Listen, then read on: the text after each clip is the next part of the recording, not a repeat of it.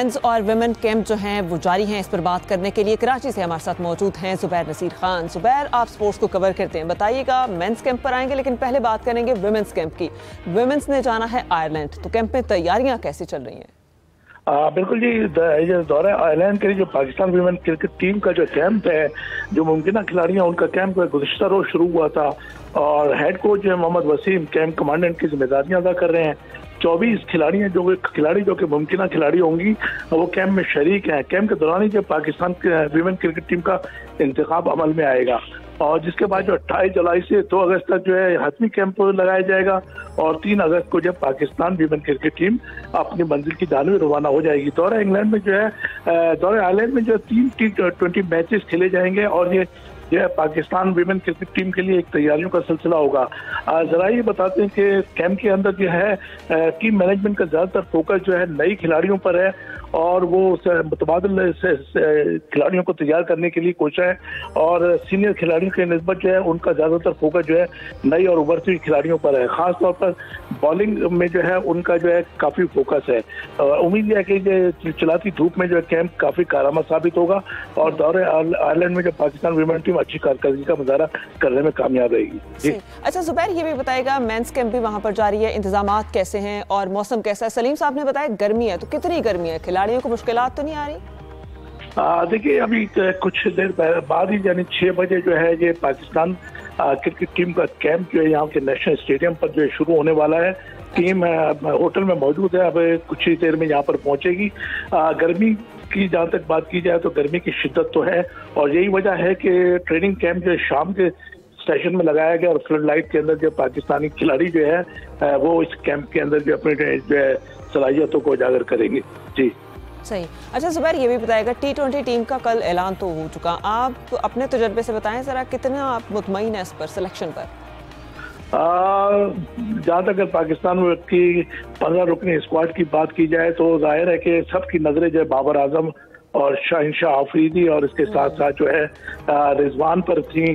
तो लेकिन इनको जो है 5 यानी खिलाड़ी जो हैं जिनको वाइट बॉल खिलाड़ी करार दिया गया, जिसमें बाबर, शाहीन, रिजवान, वसीम जूनियर और नसीम शाह शामिल हैं। इसका मतलब ये कि ये T20 का हिस्सा नहीं है और पूरी कौम की नजर इन खिलाड़ियों के ऊपर है, इनकी कारकर्दगी के ऊपर है।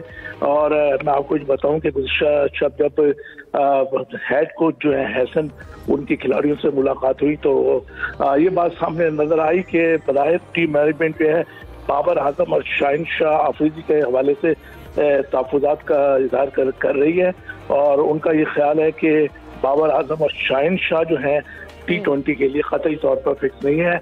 लेकिन जरा हम ये भी बताते हैं कि शाहिनशाह आफरीदी का ये कहना है कि वो नौजवान है और बेहतरीन कारकर्दगी के लिए तैयार है और तीनों फॉर्मेट में जो है वो अपनी परफॉर्म करना चाहते हैं। लेकिन बज़ाहिर ऐसा लगता है कि माइक हैसन हेड कोच जो है वो जो है अपना जहन तैयार कर चुके हैं। वो बाबर आजम और शाहिनशाह आफरीदी के हवाले से खास तौर के ऊपर जो है उनको किसी एक तरफ की क्रिकेट में रखना चाहते हैं। तो इस हवाले से सवाल तो मौजूद हैं।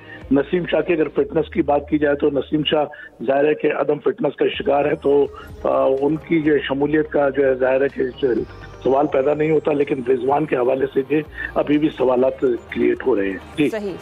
ज़ुबैर, आपका बहुत शुक्रिया, आप हमें अपडेट कर रहे थे। नाज़रीन, अब कुछ बात करते हैं हॉकी के हवाले से। तो हॉकी में एक जानिब सीनियर प्लेयर्स को अलाउंसेस का मसला है, दूसरी जानिब अंडर 18 जो टीम है बहुत अच्छा परफॉर्म करी है। अब तक उन्होंने 4 मैचेस खेले और चारों के चारों जीते और सेमीफाइनल में पहुंच गए। यूसुफ हजम साहब, क्या कहेंगे? अंडर 18 टीम तो छा गई है। महरीन, आज हॉकी के हवाले से 2 अच्छी अपडेट्स है। एक तो अंडर 18 टीम का सेमीफाइनल में पहुंचना और आखिरी मैच में भी चीन को हराना। अब 11 तारीख को अब दोनों का सेमीफाइनल में मुकाबला होगा, पाकिस्तान और मलेशिया का। उसके बाद फिर फाइनल के लिए भी दुआ करते हैं कि ये जो हमारे लीडर स्टार्स हैं ये अच्छी परफॉर्मेंस देकर आगे जाएंगे। और दूसरी अपडेट ये है कि आज डिप्टी चेयरमैन वज़ीर आज़म जो हैं इसाक डार साहब, उनकी ज़ेर सदारत एक कौमी हक खेल के हवाले से इजलास हुआ जिसमें ख़ास तौर पर एशिया कप में पाकिस्तान टीम के शिरकत के हवाले से बातचीत की गई है। उसकी तफसीलात तो अभी तक सामने नहीं आई, लेकिन एक जो अच्छी चीज़ सामने आई वो ये कि अब जो हुकूमत उसने बाकायदा तौर पर ओन किया कि यह कौमी खेल हॉकी इसको बरकरार रखा जाएगा। और उसके हवाले से जो अक्सर हम कहते हैं कि खिलाड़ियों के पास रोज़गार नहीं है, उस पर भी बात हुई है कि महकमा जाती टीमों को दोबारा से बिल्डअप करने के लिए, उनको तैयार करने के लिए उस पर जो पहले काम हो रहा है उस पर मज़ीद फोकस किया जाएगा। तो यकीनी तौर पर इससे जहाँ पर कौमी खेल के हवाले से बातचीत हो रही है तो उसमें जो जो डेली अलाउंस है खिलाड़ियों के जो मसाइल हैं उस पर भी किन तो आज बात हुई, क्योंकि अभी तक जितने भी नेशन कप के जो खिलाड़ी उनको 5-5 लाख रुपए के डेली अलाउंस बनते हैं वो अभी तक अदा नहीं किए गए।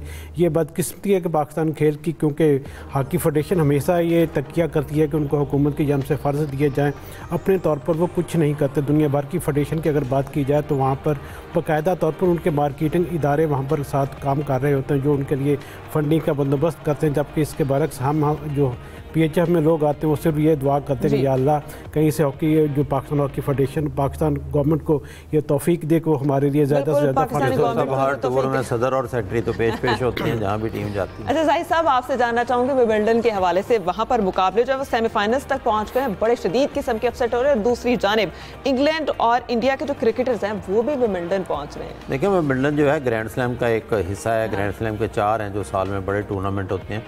विंबलडन में शिरकत करना, खेलना और ख़ास तौर पर फिर इसको देखना, ये भी एक एजाज़ समझा जाता है। और साल पहले आप टिकट अगर लेना चाहते हैं और पे भी करना चाहते हैं, आपको टिकट नहीं मिलता।